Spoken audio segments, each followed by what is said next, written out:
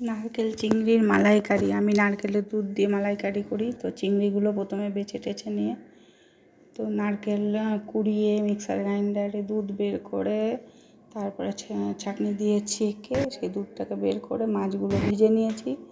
তারপরে জিরে, তেজপাতা, এলাচ ফোড়ন দিয়েছি, দিয়ে মশলা দিয়ে দিলাম। মশলা দিয়ে মশলাটাকে ভালো করে কষিয়ে নেব। মশলাটা ভালো করে কষানোর পরে দুধ দিয়ে দিলাম। কিছুটা দুধ দিয়ে একটু নাড়াচাড়া করে নিয়ে তারপরে পুরো দুধটা দিয়ে দিলাম। পুরো দুধটা ফুটে গেলে এখন পুরো দুধটা ফোটা অবধি অপেক্ষা করব। তারপরে মাছগুলো দিয়ে দিলাম।